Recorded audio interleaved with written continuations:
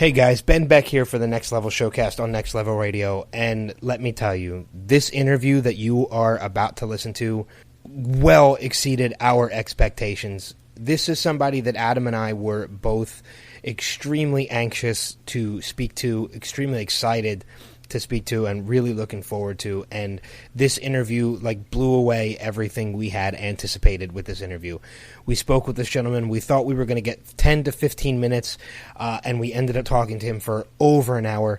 He was extremely engaging. He was extremely awesome just to talk to.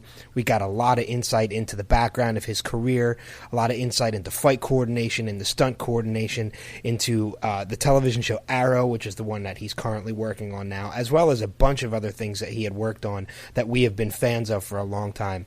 We really, really, really enjoyed doing this interview. We really enjoyed speaking to this guy about everything that we did, and we hope that you enjoy listening to this interview as much as we enjoyed doing it. So please sit back and enjoy our interview with stunt and fight coordinator James Bamford. All right, guys, Ben and Adam here for Next Level Showcast on Next Level Radio, and we are joined tonight by another awesome special guest we've been looking forward to talking to for quite some time. Please welcome to our show James Bamford. So, James, stunt performer, correct? Mm-hmm. Tell us a little bit about Stunt Canada. Stunt Canada? Stunt Canada is the oldest and largest stuntmen's association in Canada. It was established in 1970, and it is the membership contains some of the most talented and experienced stunt performers, second unit directors, and stunt coordinators and stunt actors in Canada or in North America, for that matter.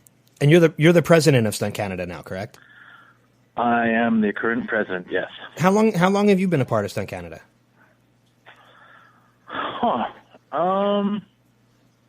Let's see here. It's been involved with my career since I started. As a lot of the stunt coordinators I worked for when I was first starting out that I respected were Stunts Canada members. It's a group that you get voted into as opposed to just being absorbed. I myself, I think it was around 97, 98, 99, something like that. Is that how long you've been a coordinator or a performer? That's how long I would have been a Stunts Canada member. Oh, okay. I've been a stunt man, and you don't automatically just become a stunt coordinator. Generally, you go through being everybody. It works different for everyone, but the usual route is stunt performer, cover coordinator, and then stunt coordinator, and then sometimes later second unit director, et cetera, et cetera. I've been a stunt man and involved in the stunt part of the industry, as well as an actor and whatnot since 1990, 91-ish. Okay, so yeah, I would say. So you definitely have your time in the business. A little bit of time, yeah. Yeah. So, speaking of stunts, what was the most difficult stunt that you've had to learn? I mean, obviously you've been doing it for, you said, about 24 years now. In that time, I'm sure you've learned a ton of different, moves and everything. What was the most difficult that you can think of? Oh, geez. I get asked that a lot. It's a really tough answer. I've had both my hips replaced in the last few years. I've had one of my lat muscles kind of torn in half. And yeah, that's gotta hurt. Had my tricep torn in half. I don't know. By difficult, do you mean most painful or? Well, I was just thinking technique-wise. Technique-wise, also very difficult to answer. It's been a pretty long career, and and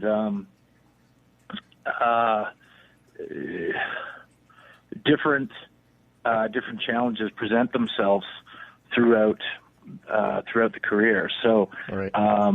different things required. I mean, Blade 3, for instance, I was brought in later on in the film. I wasn't available to begin with, and they needed someone to double Dominic Purcell to fight Dracula. Wesley Snipes as Blade. Yeah, exactly. That's a great film.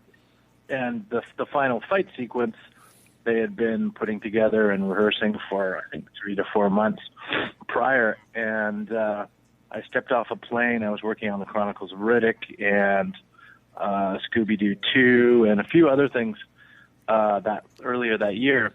And I decided to take off and go to the Bahamas, I believe. And I stepped off a plane and got a phone call the moment I stepped off the plane. Hey, can you come down here and try on these leather pants and et cetera, et cetera? And I was like, guys, I literally just walked off a plane from the Bahamas, and I'm really relaxed right now. And no, come on, we need you to double this guy and blah blah blah. And you got to win this fight, and we don't have a guy right now. And So you ended up doing it you anyway? for months. Yeah, I went down there and Wow. I guess the answer to your question was the challenge was that I had literally I think about 2 hours to learn this huge sword fight. Wow. That they'd been rehearsing for a few months, and I just said it's impossible. I can't do it. And the fight choreographer, Chuck Jeffrey, said, "Oh, come on, sure you can. We've heard you'll be able to learn that in 15 minutes." Sure, yeah, you're saying that. Yeah, So they then always say well, that, right? I'll try.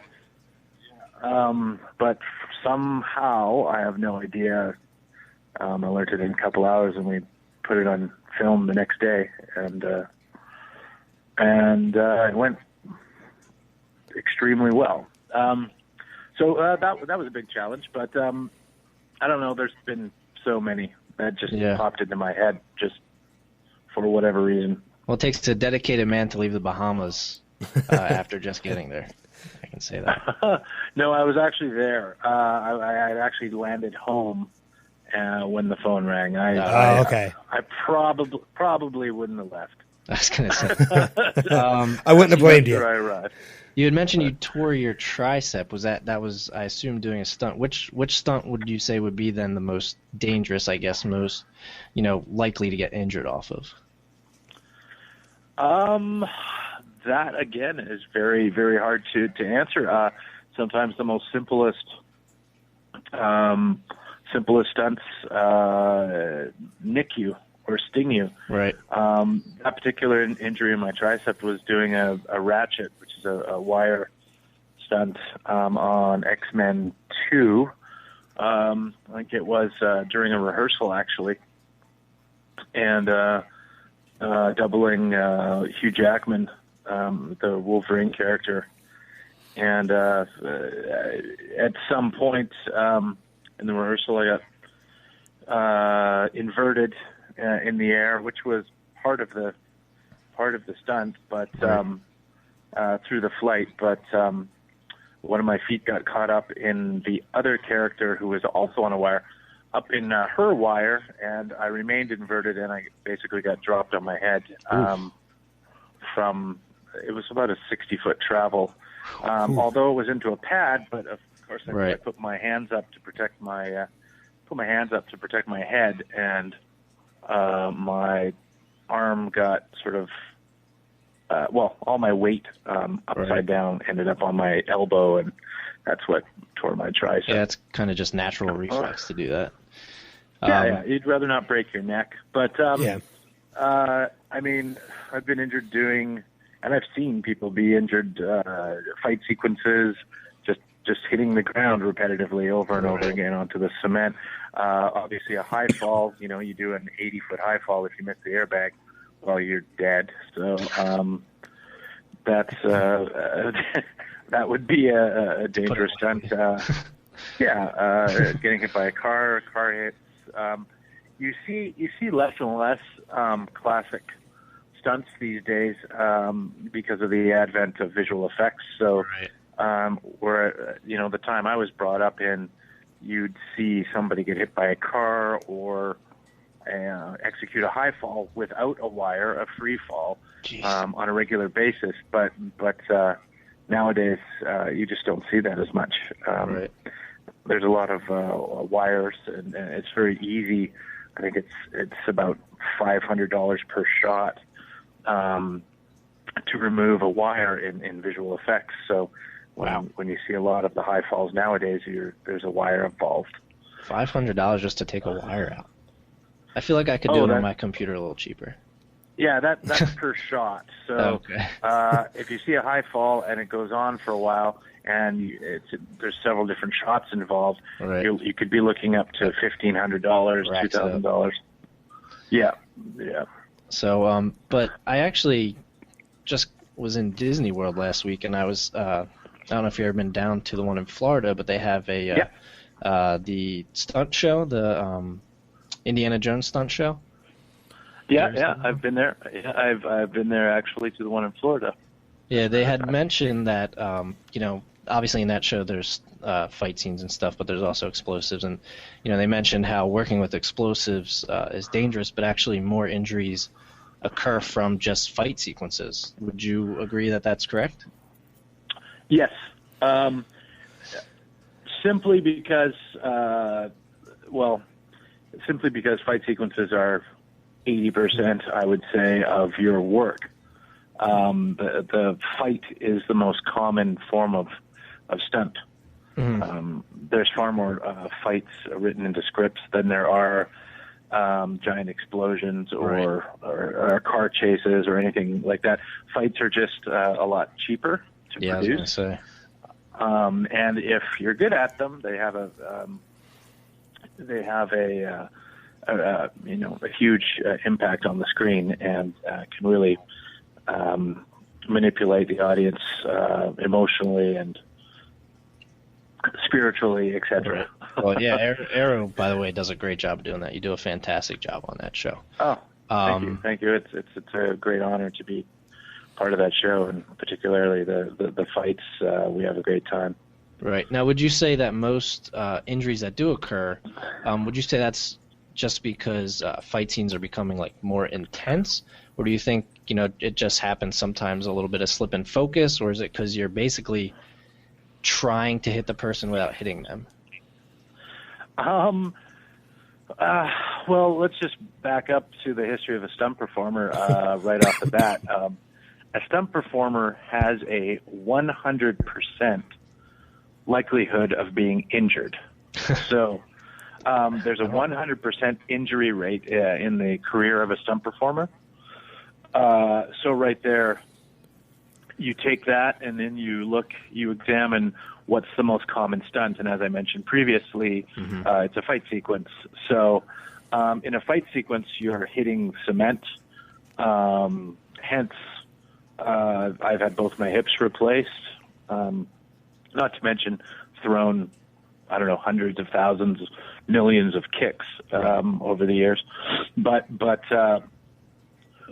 you're looking at an impact that your bones, your joints just are not made to take on a daily basis. Yeah. And if you're a busy stunt performer, which I've been very fortunate to have been in my younger years and throughout my career, I've been very fortunate to work a lot and double and be a size, 6 foot tall, 180-ish pounds.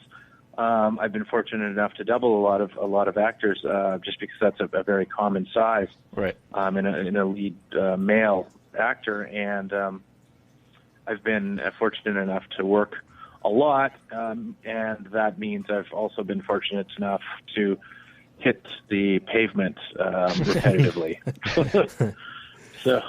So that's a bit of a double-edged sword, I guess. Yeah, that takes its toll. I wouldn't give it away for the world, but that's just part of the job. Fight sequences involve one or several other individuals. So when you're dealing with, hopefully, like the people that I hire as far as within a fight sequence or for the fight team are the cream of the crop usually, or unless for some reason we can't get the people that we want because they're unavailable. But generally, the people that I would handpick have the utmost timing, speed, power, and training and ability. So it's I don't like to say it's a dance, as a lot of people do. Mm-hmm. I like to take the dance out of fight choreography by bumping up the timing and make it look like a fight, of course, because Right. Anybody can choreograph something that within a fight that looks like a dance, but not everybody can take that and then make the timing make it look like it's actually a fight, yet keep all the technique intact and whatnot. Right. So that's the challenge. And your original question was, why do these things happen? Why do injuries occur? Well, you can only account for yourself. You can't account for your partner. There's usually a little bit of both people or several people. Sometimes there's one person fighting 7 people, or we did a fight last week that was one person fighting a recycled amount of about 35 people. So, yeah, little things occur, especially when you're trying to remember the choreography. We spent all day doing a huge fight sequence, and I think we rehearsed a total of 22 hours with Stephen Amell rehearsing and stunt people rehearsing and whatnot, and you still get some slight miscalculation. Somebody leans forward 1 inch when they shouldn't have, and you get hit in the temple with a stick or a club, or, you name it. Some other blunt object. Yeah, blunt object, a sharp object. You call it. I've seen everything happen at this point. Yeah. But that's just par for the course. We get hit, we get bruised, we tear ligaments, we pull muscles. The actors, even Stevens, pulled quite a few muscles. He trains a lot, as you know, to keep up that physique of his. Yeah. He's inhuman that way. So he pulls muscles a lot. He's got to keep up a really tight regime of fitness and nutrition. And sometimes you get dehydrated and whatnot, and injuries occur, even with the actors. But what I'm there to prevent, also there to achieve a high level of action, but we're also there to prevent injuries to our actors. If something happens to Steven, then the whole show goes away. Yeah. So, right. Yeah. And that's a lot of jobs, and I don't want to be responsible for people losing their job. Yeah. Now you had mentioned earlier too. You've done a couple of different things: stunt coordinator, fight coordinator, stunt performer, just to name a few. And now on Arrow, you're co-stunt coordinator and as well as the fight coordinator. Other than the main thing, obviously, of going from someone who performs to someone who teaches, are there any really big differences in those job titles? There's a huge difference in between stunt performer and stunt coordinator. A huge difference. A performer has that need to perform, simply put. A performer likes, the only audience you have when you're performing on television or film is, of course, the film crew, and who regularly do grace us with applause and whatnot, which is very very great thing.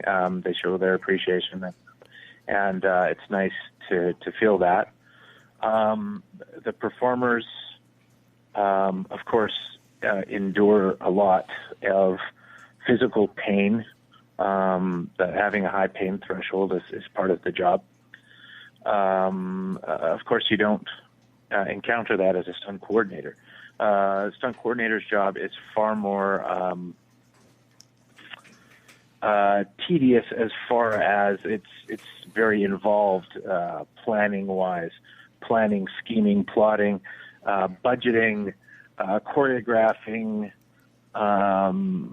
polishing, meetings, reading scripts, that sort of thing. It's a lot more management involved.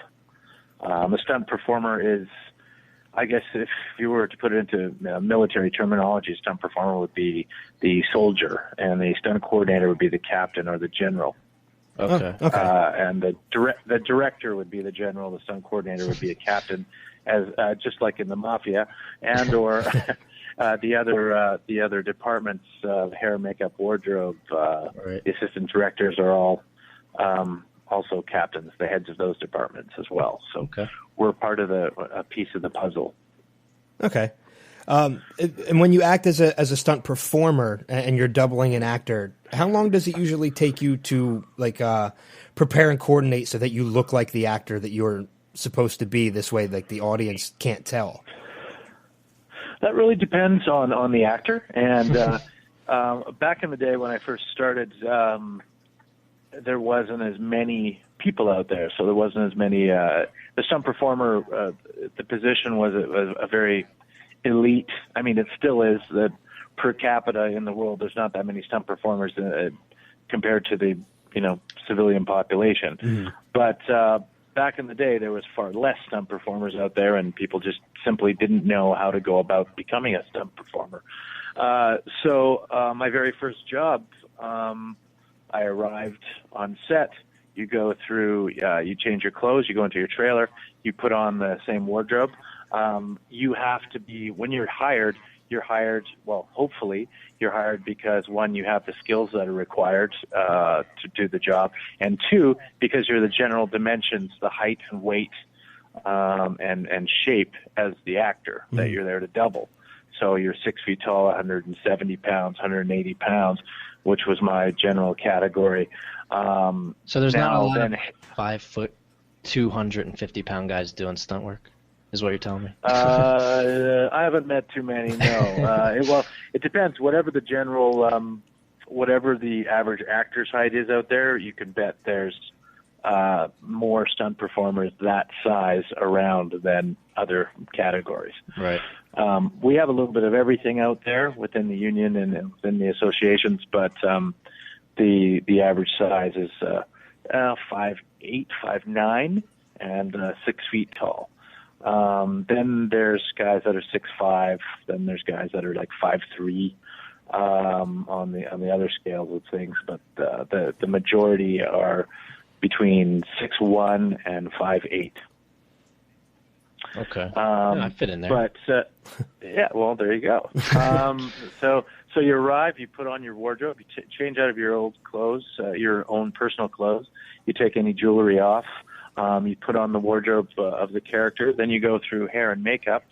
And as I was saying, my first job, I had to wear a wig, a long black wig. I think it was a long black mullet wig, and then sort of inbred hillbilly kind of wig, and then the next thing I had to wear a prosthetic nose, and a mustache and a beard had to be glued on. So sometimes you have to go through all that to look like your actor, and sometimes you show up and you look identical to your actor because your hair has been cut in advance, and you don't require much preparation at all. So you walk in, you put on your wardrobe, you change out of your clothes, put on the character's wardrobe, and hair and makeup look at you and go, perfect, and they don't do anything to you. Did you have to shave your head for Dominic Purcell? Because I think he was bald in that movie, right? He wasn't bald, but he was short. buzzed like less. It was like half an inch everywhere. Yeah, I was pretty short haircut. Yeah. But I didn't mind. It was fun, and I liked another reason to stay in shape. Like I said, I was in the Bahamas, so yeah, I was eating a little extra and whatnot. It gave me a reason to jump back in the gym and whatnot. I think I was lifting sandbags on set in between takes just to try and keep up with him because he was in really good shape at the time. Yeah. Well, I'm looking here at actors that you've doubled, and in the TV show Welcome to Paradox, you doubled Ice-T. How does that work? Oh, geez, wow, that's a long time ago. That's funny. That's funny because JJ Macro, my partner on Arrow, was the stunt coordinator on that show at the time. And I asked the same question. They called me up and said, "We want you to come. Do you know who Ice-T is?" And I'm like, "Do I?" Because I was a big rap fan back in the day and hip hop fan. And they're like, "We want you to double him." I went, "Are you nuts?" But I've got a fairly olive complexion, so that was in the summertime, and I tan up like I was really dark, but I showed up like embarrassed to be there, and I was darker, like I was quite a bit darker. Ice-T's sort of again, he's got an olive-ish or complexion, but very light skinned. Right. And at the time, I was darker toned and more reddy toned, so they lightened me up and changed my hairline because he's got a higher hairline and all that sort of stuff. But I mean, I looked nothing like him. Right. And realistically, I forget what the scene was. I think it was getting elbowed in the face playing basketball in a prison sequence or something to that effect. Okay. But I'm pretty sure they kept me in my trailer, like kept me away from him, so he wouldn't see me and go, "What the hell is he doing?" He wouldn't know that you were doubling him. Yeah. Great. Like later on in a movie, 3,000 Miles to Graceland, another one of my friends doubled him, who looks far more like him and should be doubling him. And I think I went up to Ice-T's. He had a couple guys with him, a bit of an entourage, and I became friendly with them, and I started telling them, I doubled him, way back. And they're like, "Get the fuck out of here." I was going to say Yeah, that's funny. I forgot all about that. Yeah, good question. Nobody else has ever brought that up, and that's a funny story. We dig deep on the resume here. Oh, no, that was great. That was like ridiculous moments in stunts. Like, ridiculous. I was like embarrassed to be there. Yeah. And I mean, I was a big fan of Ice-T and still am. Yeah. But just the wrong guy for the job. Just a totally wrong guy. Now, do you have anybody in the film industry or television industry that you haven't worked with that you would want to one day? Well, I would have loved to have worked with Bruce Lee, but of course he's passed on. Yeah. Right.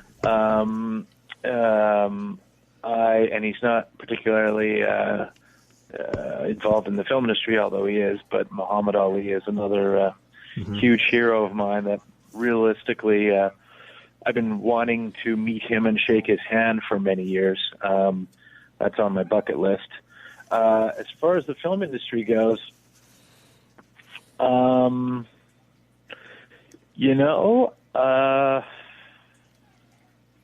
know. Ice Cube. Yeah, I want to double Ice Cube. Yeah, that's my thing.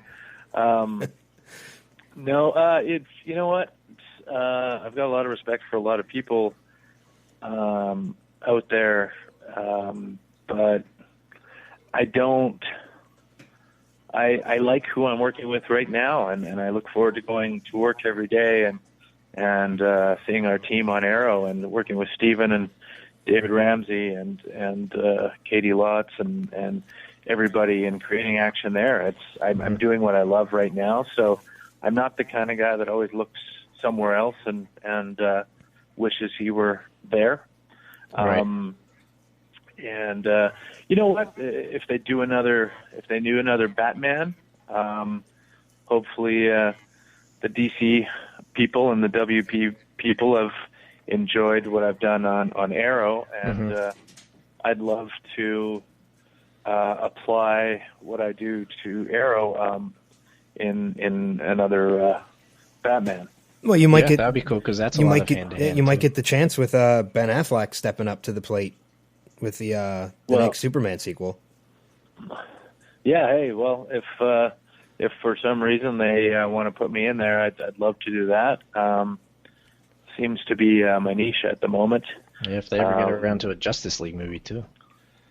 Yeah, I would eat that for breakfast. And I really, as far as actors, I like working with actors that are athletic and can handle a certain amount and like training and accept instruction. So that's a lot of different people. I mean, Right. Brad Pitt's done a fantastic job throughout his career. Steven's really stepped up to the plate. I've worked with Jason Momoa quite a bit, and he was really top notch. I had a great time with him on Stargate Atlantis, and he was a great student and just a natural as far as athleticism and fighting. Malcolm Jamal Warner I worked with a lot, and Luke Perry on Jeremiah. Both of them I'd work with again anytime, stunt wise.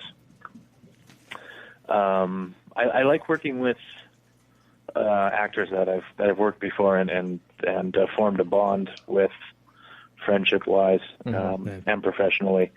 I'm not the kind of guy that is a big sort of star worshiper. Right. So I like good people. That's good. So, Well, I can tell you that we're okay with where you're at too, because I mean, Arrow is just. But I know it's my personal favorite show on TV right now. I know Ben is a huge fan of it. Yeah, too. we're both huge fans of Arrow. oh, cool.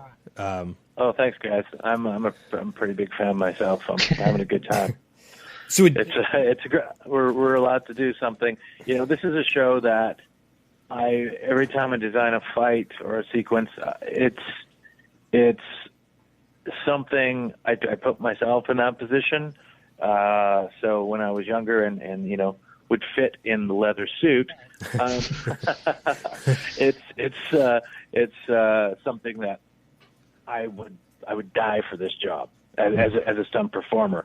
So I do that. I do it with that in mind, and it's just a bigger challenge every day and a different challenge every day, and it never gets boring. So would you say, obviously then they each have their own perks, but television show over feature film, if you could pick which kind of project to work on? Well, I've done a lot of television, and certain, like my partner JJ prefers the feature film section of the industry. I've worked on a lot of feature films as well. He spent more time there. And he's always said to me we'd meet in a common office at Stunts Canada, and he'd be prepping one show and I'd be on a television show, and he'd go, "How can you do that all the time? How can you do that? You know, every day it's the same thing." And I'm like, "No, it's not. I have a week to figure out what I'm going to do, Right. and then maybe 4 hours rehearsal for a different fight every week or a different sequence every week. You guys have like 3 months to work on the same frickin' fight or whatever on a feature film." And I'm really proud of what I'm able to do with the short period of time that I have to do, you know, it. And now JJ sees that. He's been obviously on the show, and he's applied his vast knowledge from Featureland, and it's been a really great combination of information exchange. And I really, back in the day, I really liked the feature world, but I like basically making feature quality work on a television schedule. Okay. Now being the coordinator, obviously every actor is probably a little bit different. Stephen Amell seems pretty active as far as you know, not necessarily stunts, but like, you know, action type stuff goes. Do you end up doing a lot of work with the actors, or maybe Yes. you know, more work with the doubles and other stunt crew? No, of course. Well, what the way it goes like we get the script, we break it down. We look at it for budget purposes. We look at it creatively. We have meetings. We have brainstorming sessions with our stunt team. We discuss everything that could, should, and would happen. Mm-hmm. And then we break off and we decide what we're going to do, what we're going to keep, budget-wise, and all that sort of thing, which scenes. And then we split off, and I'll go and start choreographing if there's a fight or whatever. And I'll do that with the stunt doubles and, the other bad guys, the ND, nondescript stunt guys. I'll start creating the sequence. And then once I've polished that to an acceptable level, then I'll bring in the actors, and the actors will start learning. And I'll use the stunt doubles to teach the actors, and they've formed a bond as well. So right now, do a lot of the actors have some sort of hand-to-hand combat experience, or do you have to teach a lot of them? They're all different, They all come from different backgrounds. So some of them come with previous martial arts experience. Some of them come with extensive martial arts experience. Some of them come with some, I like to call it film foo experience. So they've done some training at a stunt gymnasium or two down in LA or where have you. So they've got some experience. Some come without any experience, and then I have to teach them from scratch. So in the beginning of Arrow, I spent a lot of time with Steven. I don't think he's punched anyone in the face in real life.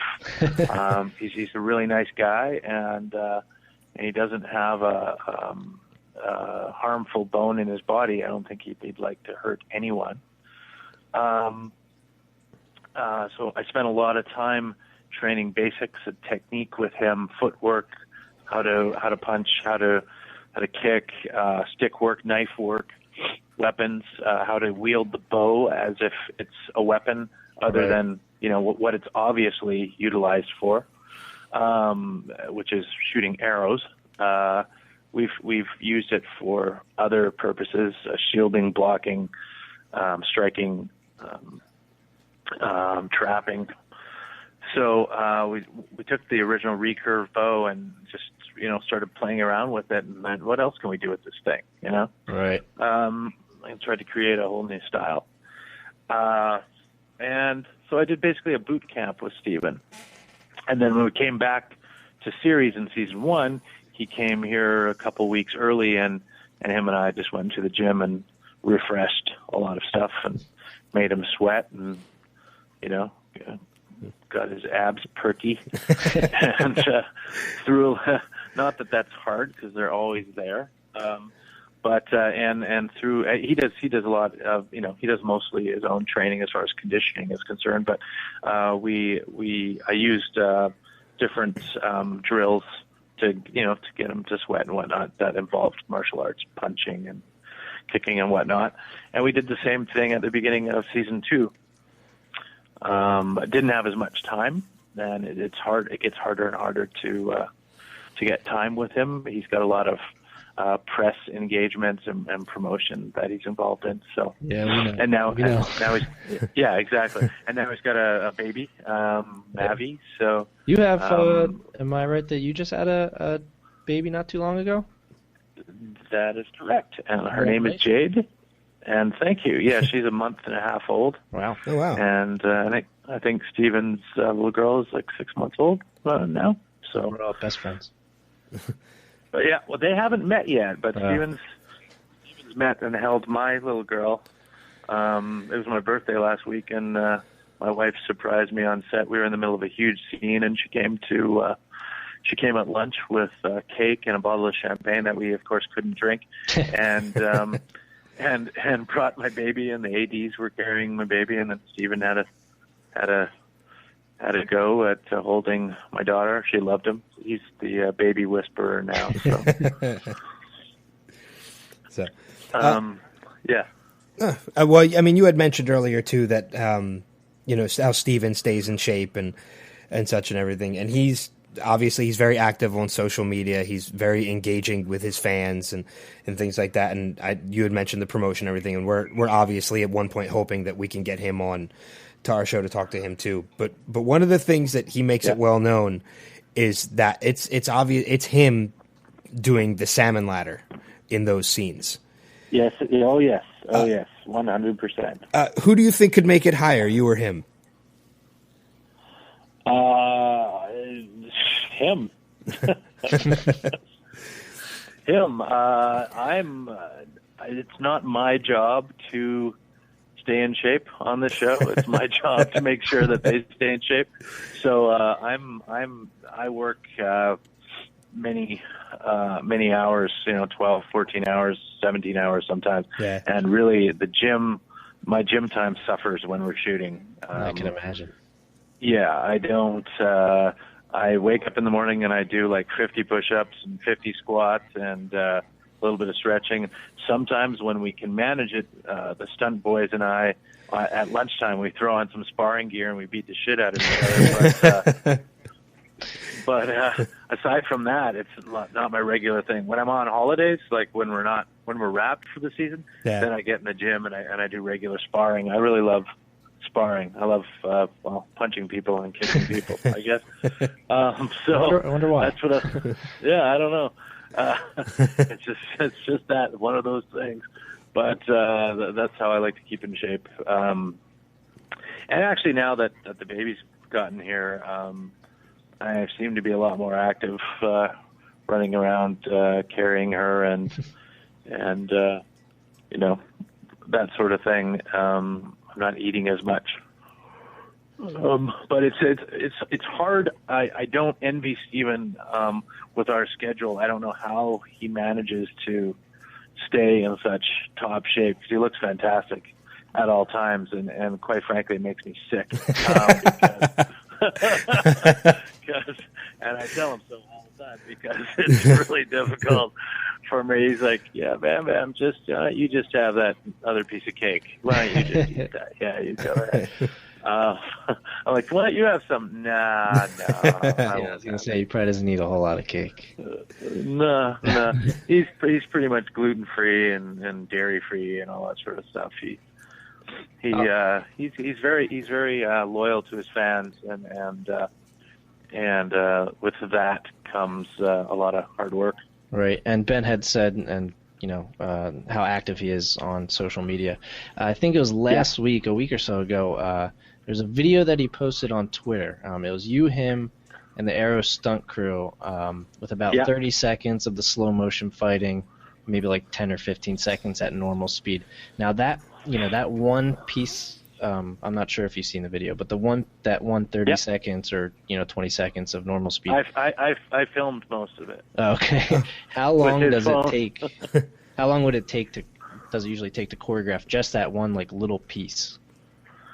Well, that was what you saw there was the Friday after we had already been rehearsing that for let me see, we did 1 8-hour day with all the stunt guys. We did 1 4-hour day with all the stunt guys.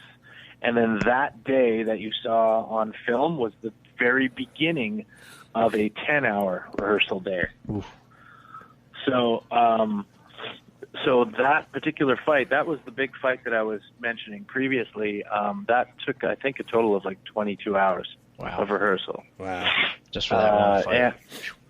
Yeah, but what you saw there was just a moment in that fight. That fight had 3 sections to it, and what you saw was a quarter of one section. Okay. So,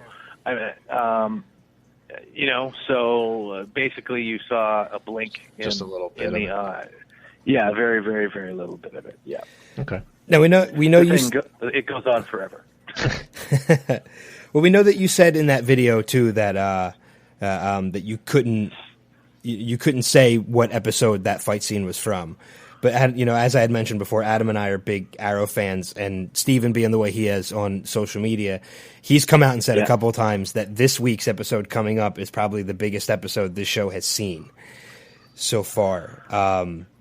It's very large. It's very large. But that massive fight is not in this episode. That's not okay. This episode coming. No. The episode coming up this week is the one we shot directly after Christmas break, and it's directed by Glenn Winter, one of our DPs, and one of our most illustrious directors as well. And Glenn Winter, of course, was the director of photography and a director on Smallville, and he's been around for years.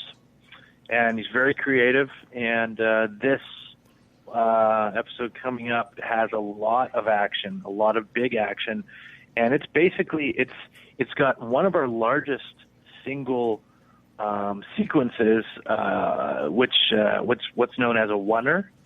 A oneer shot is a shot that from beginning to end rolls with one camera, and it has several occurrences in the shot that are major stunts. Probably the biggest one that we've done ever, not just fight-wise, but large stunt-wise. There's explosions, there's wire stunts, there's guys falling, there's guys getting thrown all over the place, and it all occurs in one massive crane shot.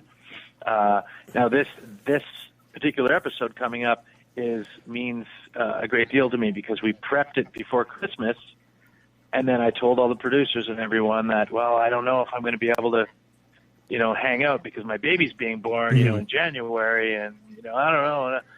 And it was the morning that my daughter was due on the 16th of January.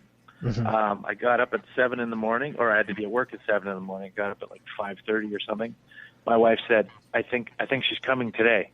And I said, honey, just close your legs. I got to go take care of this. It was the day of like the biggest sequence in the whole episode. Yeah. And I'm like, just tell her not to come for a couple hours. I just got to go to set. And, like literally, it's funny. She goes, "Okay, well, my mom will come and hold your breath. Don't push. Whatever you do, don't push." Yeah. So I knew my daughter would. Would wait. So I went to work, and everybody knew that that the baby was probably coming, and she kept me updated. Oh, no, my water hasn't broke. Oh shit, my water broke. Oh. And right, we did like 2 takes. We'd rehearsed all morning, and everything was going fine. And behind the scenes were there and everything, and we did 2 takes, and something went wrong in the second take, and I had a microphone, and I'm like, I've got to go, you guys. Well, I know we're definitely looking forward to it. Oh, it's great. It's going to be fantastic and very, very well shot. Awesome. Yeah, Glenn does a fantastic job. You have me wishing. Yeah, I know. You have me wishing it was Wednesday already. Yeah. Well, I know when I guess it was back around Christmas they had announced about the crossover with bringing Grant Gustin in for The Flash. And that's when I decided to actually start watching it. So that was, I think it was a few days after Christmas. So between that and I think it came back mid-January. So in that 2 weeks, I watched all of season 1 and caught up in season 2. It's one of those shows you just... That's when you decided to watch Arrow, period, you mean? Yeah. Oh, okay. That's when I started it. It's just one of those shows, the way where it stops, you just want to put on another episode. And the fight scenes have a huge part to do with that. Because, like you said, some of them, you can tell it's choreographed, and these look a lot more like actual people fighting. Yeah, that's what I'm trying to achieve. Yeah, I mean, I was a big fan of Smallville. I never missed an episode of Smallville when Smallville was on.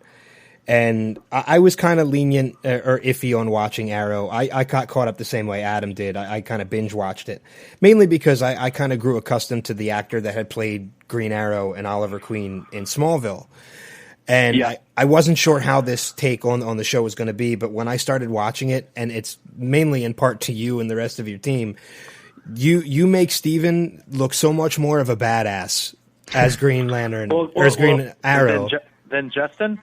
Than Justin, yeah. I mean, don't get me wrong, Justin was great. But I think Steven's got him. I think Steven could take Justin. Just the way.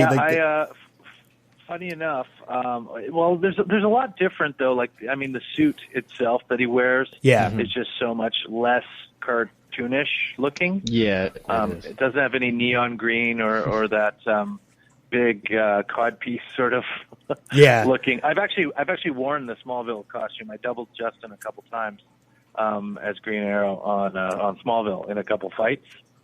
I think one particularly when he fought Lex Luthor in the mansion.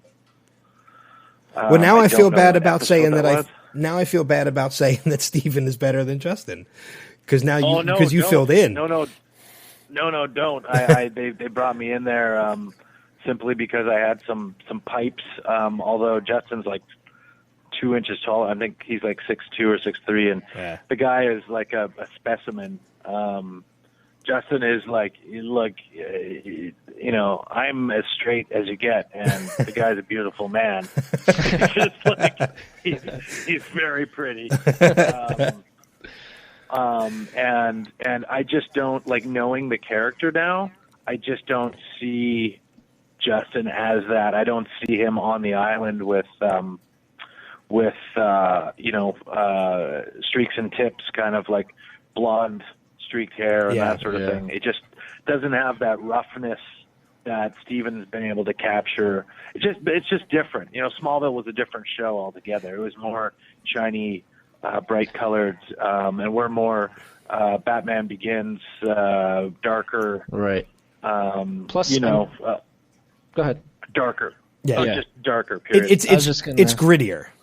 Yeah. Exactly, and that's what I and that lends itself more to my style. I like. I mean, I can do the old school or the new school, Hong Kong, whatever direction you want to go with fight action or any action period.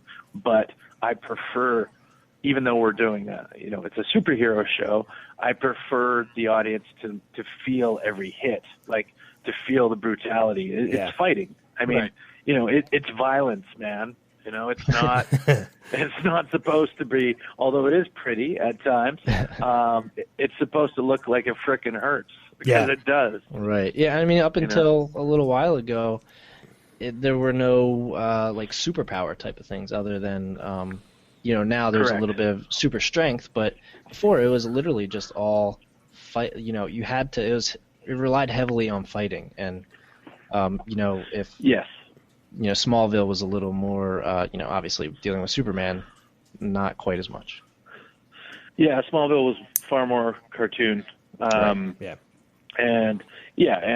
softer and that sort of thing. And it's a completely different show. We try to stay, and we were told right off the bat that although yes, we are, the character has a comic book origin, we are trying to stay grounded in reality, and we still. And Steven constantly questions, well, why are we doing this? Okay, if I'm running down the stairs here and a guy's firing a machine gun towards me, and the bullets are striking here on the stairs, I wouldn't dive this way to get out of the way of the bullets because that would be diving directly into the path of the fire. So I would dive, little details like that. We all try to maintain the proper mythology within the show, and Steven's got a really intelligent, inquisitive mind. So he owns that character, and he tries to make sure that Oliver Queen and or Arrow doesn't do the wrong thing when it comes to character motivation. Mm-hmm. Right. Now, real quick before we start to wrap up, now you're from Victoria, British Columbia, right, originally? Yes, sir. I just got off the ferry and landed back in Vancouver, right from there. Right, and that's where Arrow films in Vancouver. And and you're the president of Stunts Canada, like we said before. But when I was looking at the resume, at your resume that you have listed, under athletics, I didn't see hockey. And that struck me as a little interesting. You had to go there. Well, I'm surprised without that listed, I'm surprised that they didn't kick you out of the country. Yeah, I know, right? Here's a couple points on that subject. Our actual national sport is lacrosse, which is a much tougher, manlier sport. Yes, I played 2 years of that. Yeah, I grew up playing box lacrosse. When I was in kindergarten, my dad was a lacrosse player. He threw me in lacrosse right off the bat. But so many people loved hockey. Hockey became our secondary national sport, and then it adapted as our other national sport. But officially, our national sport was lacrosse. Okay. So let's just say that. Now there you go. Now I grew up amongst a ton of people playing lacrosse. Also, I played rugby and that sort of stuff. But I also grew up amongst a ton of people that played hockey.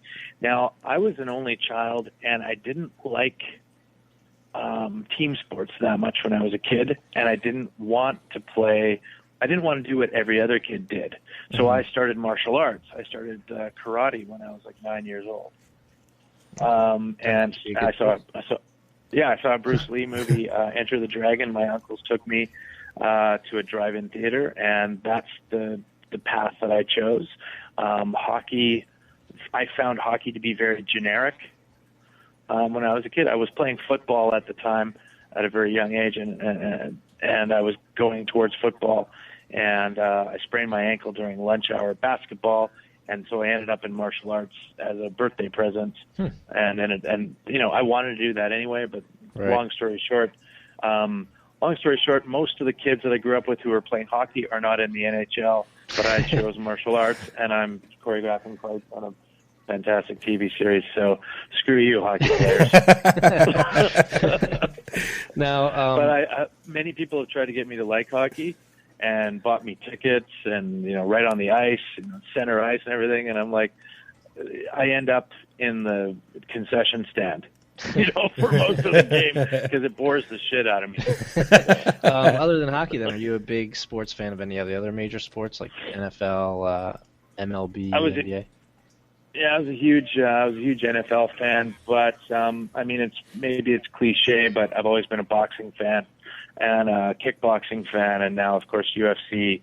As long as certain fighters, I don't like the UFC as a whole, but certain fighters I follow and I'm a big fan of. I love very technical fighters. I'm a huge Muhammad Ali fan.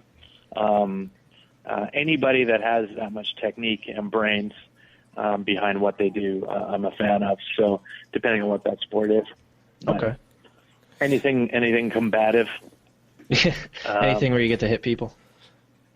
Yeah, generally, Which NFL team? It's legal. I used to be a huge Steelers fan. Really? Oh, okay. Like way back in the day, but Pittsburgh, yeah, but that was when I was a kid.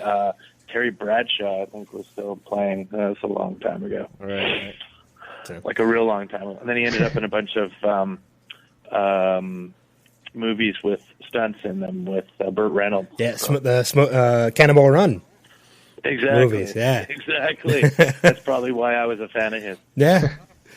So, all right, we're gonna get ready to wrap things up. But at the end of our interviews, what we like to do is we like to throw just a couple rapid fire questions at you. Sure. Adam's going to throw them at you. Just answer, whatever the first thing that comes to your head. This will be fun. They're not too difficult. Yeah, they're not difficult questions. What is your favorite place to go on vacation? I don't have favorites, but I love Italy. I love Italy. I love Central America, El Salvador. We have family there. I love Jamaica. I love Paris. But so I'm a huge traveler, so I don't like to go to one place. I can't say one favorite. Sorry. Okay. Right. And I probably already know the answer to this question now after we talked to you, but have you ever been in a real fight? Yeah. Okay. And I was going to say who won most of the time, I guess I should say now. No, when I was a kid, I got picked on a fair amount. When I was a little kid, I was very shy. So I got there were some bullies that were much older and bigger than me that sort of stood in the same place when I walked to school every day. But for some reason, I still took the same route every day and to get picked on. And then eventually I started martial arts when I was, 9 or 10, and I went and knocked on a couple doors and and took my revenge. That's the way to do it. Favorite pizza topping? Pepperoni. Good choice. Yeah. And now I've noticed on your Twitter a couple videos, one with Paul Blackthorne, about Cigar Fridays. So I got to ask, what's your favorite cigar? Oh, favorite cigar. Well, I instituted Cigar Fridays on Arrow last year. So I make the stunt guys bring a cigar or a different one all the time, and we find some time to smoke. And I try to get the actors involved. Steven will join me once in a while. Paul was like, no. Yes. Yeah, I did a movie in Cuba a couple years ago because I can, because I'm Canadian, and brought back a whole bunch of Cohibas. They are not my favorite. The Maduro 5, Cohiba Maduro 5 is one of my favorites, but currently CAO makes a double Maduro leaf cigar. It's got a red label, and currently the CAO is my favorite. They had a Sopranos edition, which comes in a package that looks like the trunk of a car, like you stuffed a dead body in it. That's awesome. And it came with 3 Maduro wrapped cigars. And City Cigar in Vancouver, which is my favorite shop I like to go to, they can't seem to get a hold of the Sopranos edition any longer. So any suggestions, anybody, let me know on Twitter where I can get these things, because they're gold to me. If you don't already follow James on Twitter, it's at James Bamford. Give him a follow, because you won't regret it at all. Thanks, buddy. Sure. Favorite musician or band to listen to? Oh, God. Yeah, well, as you know, I'm not much of a favorite guy. 3 of these questions are favorites, and off the bat you said you don't like favorites, so. Yeah, well, I have, I grew up listening to so many different forms of music, so I like dancehall reggae, I like, I like Binny Man, I like Bounty Killer, I like Eminem, I like Ice-T, I like Van Halen. I like Bon Jovi. Which Van Halen? Yeah. Oh, the original Van Halen. Okay, all right. The original. All right. Yeah, not Sammy Hagar. Not Van Halen, not Van Hagar. Yeah. No, the real Van Halen. Okay, good. Now, if you final one. If you could win any award, not necessarily, doesn't have to be TV or film related, which award would you want to win? Huh. One that's an actual award, or one that I made up. You can make it up. It's your interview. Go ahead. Well, thanks. I like a combination of world's greatest dad, best friend, husband. I think they have that. Yeah, somewhere. Yeah. I think that could easily be the best answer. I know they've gotten got that T-shirts question for it, so. I mean, but that's that's what's important to me. Yeah. I mean, there's a lot of talk about the stunt coordinator Emmy, and they're trying to. A lot of people were pissed off that we didn't get looked at last year and whatnot. But that's that's politics and whatnot. But that would be wonderful for us to win that. We've won a couple Leo awards. I saw that won for a Toyfa award. The Halo TV thing. Yeah. Well, Arrow also won for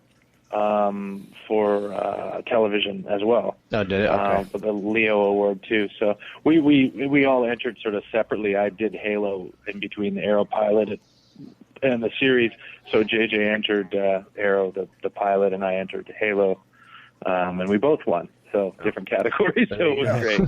So it's kind of like we both won anyway. Yeah, it was good. So hopefully, the awards to me it's great to be recognized by your peers, but like I said, I'd like to be the greatest dad, husband, best friend, person, human being, if possible, and that's probably impossible. But well, if we ever have an award show on our show, we'll make sure to implement that category.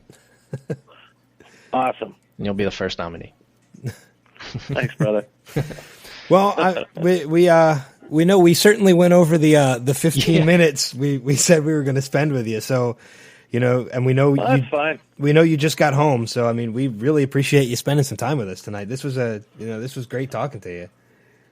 Oh, I was just going to watch Game of Thrones. So, that's all good. Still getting caught up, getting caught up before season 3 starts? No, I've purchased all of season 3 on Sony PlayStation here. So or season 4. I meant season 4. Exactly. Yeah. I'm on episode 9 of season 3. Oh, so, you're like you're like 2 episodes away from one of the biggest episodes that season shows. Oh yeah, well the one I'm watching right now is David Nutter, who directed our pilot, and of course lots of fantastic television. He's directed this episode I'm watching right now, so I'm looking forward to checking it out. All right. Oh really? Oh, do it, dude! It's wicked. Yeah, I saw the pilot, and that was it because I don't have HBO. Oh really? Yeah, I'm borrowing my buddy's HBO Go though, so.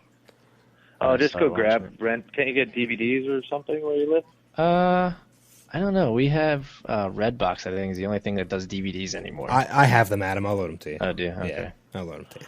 You should really still watch DVDs because they're awesome. And they have behind the scenes and stuff like that, which are fun. I still buy them, but all the DVD rental places around here close. All we have are Redboxes. Yeah, we have one because I live in like a little Italy, like a little Manhattan sort of area in Vancouver, and there's this one company. It's a family owned, and they stayed open, and because all the big ones like Blockbuster closed and whatnot, these guys are flourishing. I was gonna say they're probably making a killing. Oh yeah, and they have such a huge selection.